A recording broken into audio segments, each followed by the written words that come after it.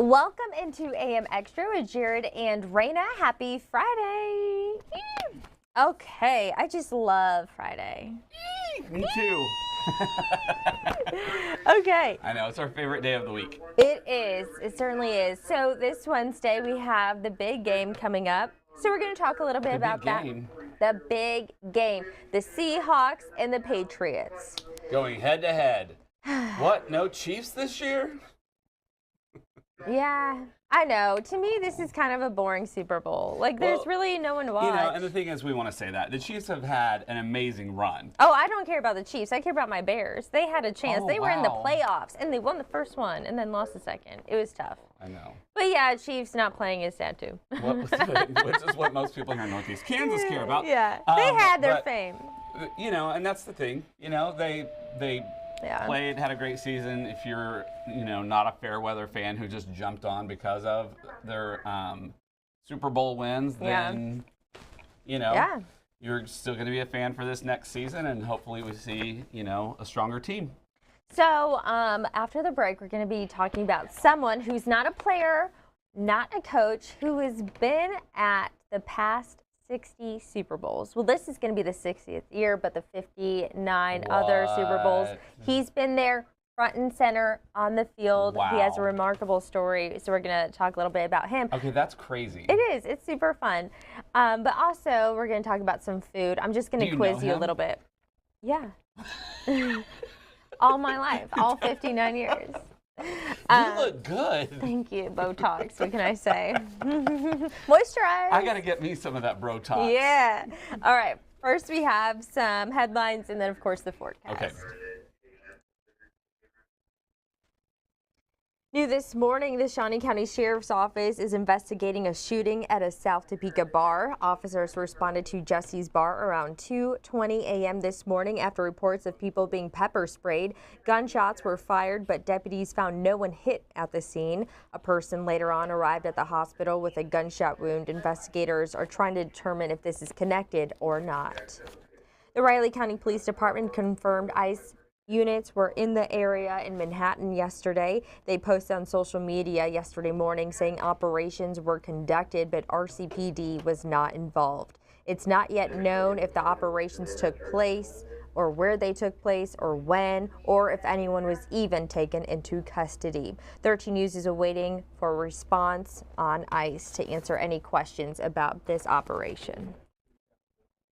Authorities released a few more details about domestic disturbance that put two schools into secure campus mode Wednesday. 39-year-old Stephen Taylor was booked for aggravated battery. Deputies searched around the 6600 block of Southwest Montera. Northway, Pauline South, and Central schools took precautions but were not involved. He does remain on a $35,000 bond. All right, now let's head on to the forecast. So cooler, but still unseasonably mild today, warming back up Sunday into Monday. A cold front will be pushing through the area today, leading to highs about 10 to 15 degrees cooler today into tomorrow compared to yesterday. Because it was so warm yesterday, it'll still remain above average for this time of year. It will continue to stay dry despite the front, with a 0% chance of precipitation through Monday, but starting Tuesday, there is at least a slight chance of rain. We're continuing to monitor for the rest of the week with uncertainty. So cooler, but still unseasonably mild today, warming back up Sunday into Monday. Yeah, yesterday was a nice little tease to spring. It was. I liked it. It was kind of nice. I liked it too. Okay, so coming up after the break, we already told you guys what we're going to be talking about. So we'll see you guys in 1 minute.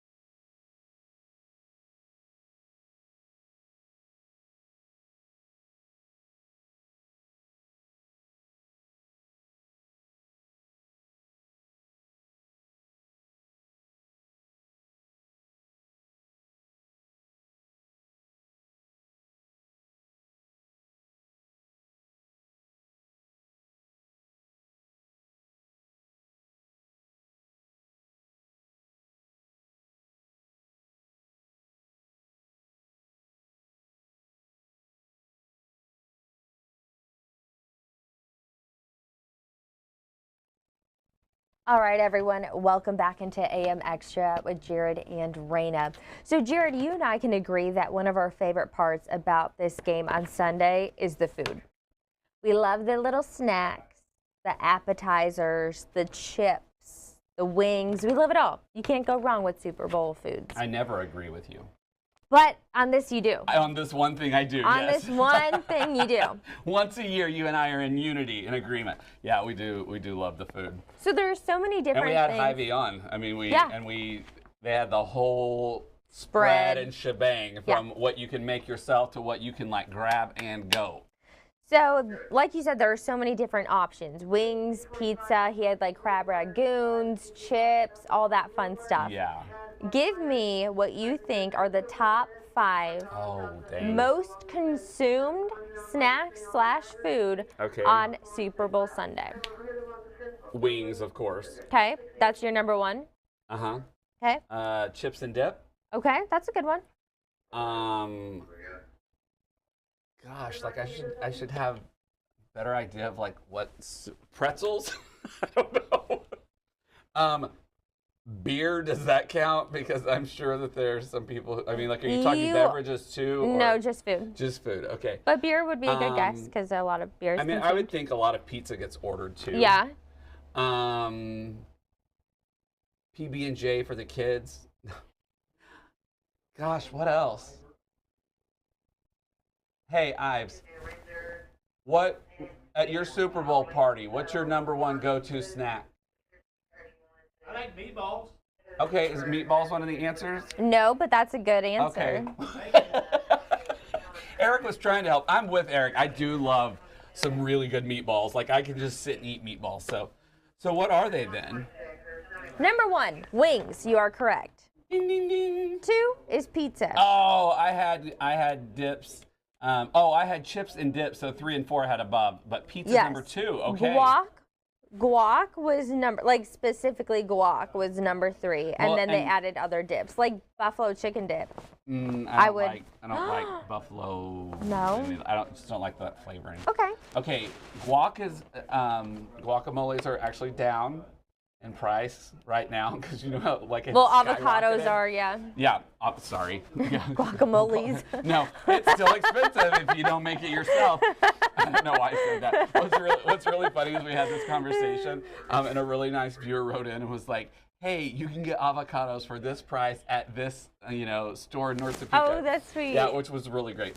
Okay, so number 4, tortilla and potato chips. Yes. Okay, question for you. Mm-hmm.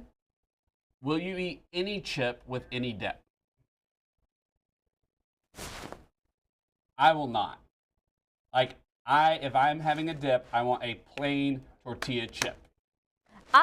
Actually, I don't like to replace and supplement, like, oh, I have these chips. That's not how it works. My favorite combo, honestly, is probably Doritos with a French onion dip. Ooh, like which Doritos? The cheese ones, the regular, the original. Oh, yeah, the nacho ones? Yeah. And then that's a lot of flavor there. But it's so good. You're a brave girl. And then tortilla, I would do the tortilla for, of course, the guac or the buffalo chicken dip. Potato chips, I think regular, like if we're talking about Lay's, like original, no flavoring, then yeah, I'm just eating those on its own. Yeah, I'm just going to eat. I love chips. Yeah. But I'm just going to eat those. If I'm having dip, I'm having tortilla. Okay, sliders. Like, are we talking about like little mini hamburgers? Yeah, little mini cheeseburgers. Okay, well, why? Yeah. Okay, come on, people. This is like the same thing when we went through, like the Super Size Me documentary. If you don't think, okay, I mean, you don't remember because this was before you. They decided America was getting too fat because we had all of these bigger size menu items that you could get from different restaurants. If you don't think that I don't want that amount of food, that I won't order 2 or 3 of them, okay, I mean, that's just reality. Give me a break. Just make it easy for everyone. Same thing with these sliders. Okay, more of us want a bigger burger than those who don't. So I feel like that the minority should just be able to just like, cut up 1 into like 4s for you. Just get you a burger, cut it into 4s. Just give me the dang burger all together. I don't want to have to fill my plate because then I look like a pig. Well, I guess the point of the sliders for an event like this is normally there's a huge spread, and you want a little bit of everything. You know, so they're easier to fit on your plate. Girl, even One as little slider, as you are, 5 when wings, it comes to this, chips, when it comes to dips. this and snacks, you and I don't get a little of everything. We get everything. So we're going to come That's back fair. for more. But I do see what you're saying too. It's, because it's one of those things where I always hate to be at like a buffet or a place where you're like, okay, like there's not enough room on my plate, and so then like you have to like make multiple trips. And so like if you're watching the game, you probably do want to like be able to fit a little bit of everything on your plate until there's like a commercial break, you know? Yeah. Yep. So, absolutely. okay, that makes sense. So, yeah, those were the top fine. 5. Fine with the sliders. Okay, so I told you that there is this pretty impressive person who has been attending all of the big games for the past 59 years, and he's headed to his 60th, which is this Sunday. We're going to find out what he does that makes him so special, but also his story. So here it is. It's from CBS. Thousands of football fans are in the Bay Area for Super Bowl 60 between the New England Patriots and the Seahawks. As the excitement builds, San Francisco is at the heart of all the action, hosting official NFL events, interactive fan experiences, and parties around town.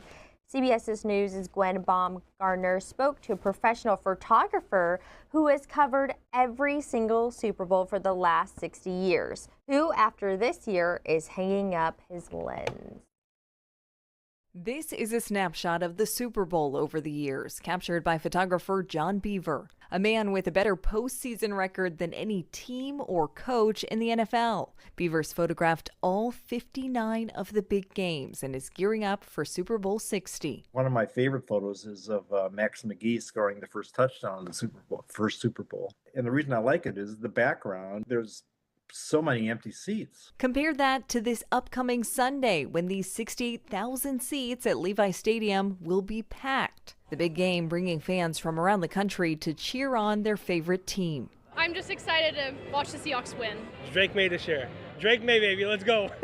And it's hard to deny the excitement ahead of the halftime show. This is the turnout for a Bad Bunny look-alike contest in San Francisco. Hundreds in the crowd trying to catch a glimpse of the Puerto Rican powerhouse. Convincing, right? More than 120 million people are expected to watch the real Bad Bunny headline the halftime show. I'm excited. Something Beaver plans to do next year for the very first time, retiring after Sunday's game. I've never seen the game on TV. I've never seen a Super Bowl ad on TV during the game.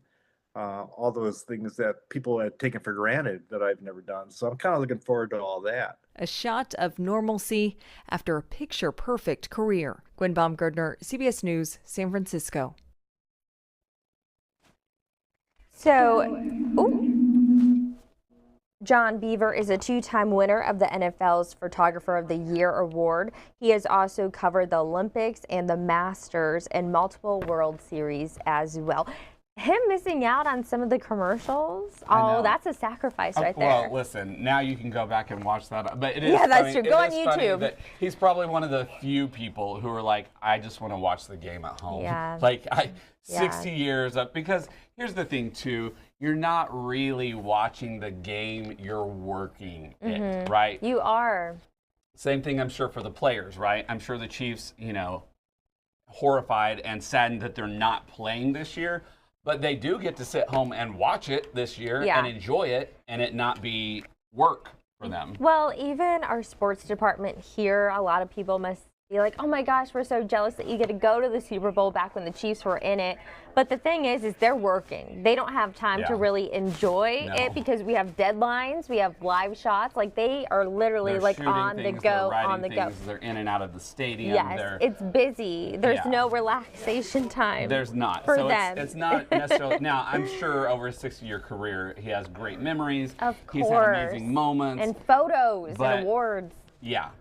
You said that he also has covered the Olympics. He's not doing that this year because we've got the Olympics and the Super Bowl happening at the same time. Of course, I guess he could leave after the Super Bowl and, the Olympics last, like 2 weeks? So 2 weeks. He could still get there and maybe, do that. That's a nice gig. Could you imagine, especially his grandkids, I'm sure, just the stories that he probably has about all these great pro athletes, you know, where he's like, hey, he probably met Tom Brady. Who knows? Tom Brady was in the Super Bowl like a million times, so it's pretty cool. It's an exact number there for you folks, too. Yeah, like, what was he? I guess That's Reina stats. She just rounds up. Well, the Seahawks and the Patriots actually have already met in the Super Bowl. I believe it was in 2014. Okay. Yes, and I actually That I didn't remember that because my dad went to Boston with my brother and his friend group to go see a game. I believe it was the Patriots and the Bears, I think. And they brought me back like a little Patriots jersey. And I don't wear it because I'm not a Patriots fan, but I wore it at the time of the Super Bowl. So are you wearing it this year? No, because I'm still not a Patriots fan. You don't know where it is. It's in Illinois, in my closet. Our former morning show producer was a big Patriots fan. She was a huge Patriots fan, for sure. Yeah. And she did not like the Chiefs. She was a Patriots fan. But hey, she's probably enjoying. But now we have a new morning producer who is a big Chiefs fan. So. And he's disappointed this year. I know. But we all just want a good game. We want a good game, something to entertain us. Of course, you have the halftime show, the commercials, and the food. So and you're normally around friends and family, so you can't really go wrong. The only thing for us, Jared, is we have to be at work the next morning. So I never really stay for a full game. Yeah, it's almost impossible. Yeah. You know, sometimes it's worth like setting the alert so that you just get woke up with the final score and then you go back to sleep. Pretty much. So yeah, do you have any Super Bowl plans or no? No. Yeah, I don't think I do either. No. If it was a team that I actually truly cared about, I'm sure. It would like be a whole big thing. Yeah, but now otherwise it's just kind of like being at home, turning it on. And, yeah. I'm like, I'll get some food on my own. But, well, yeah. I'm headed to pick me up some snacks in just a few minutes. So there you go. That is this morning's AM Extra. Yes, so you can get the snacks. Because I have to have snacks for Sunday. So. All right. Thank you so much, everyone, for joining us today. We'll see you back here on Monday. Enjoy your weekend, everyone.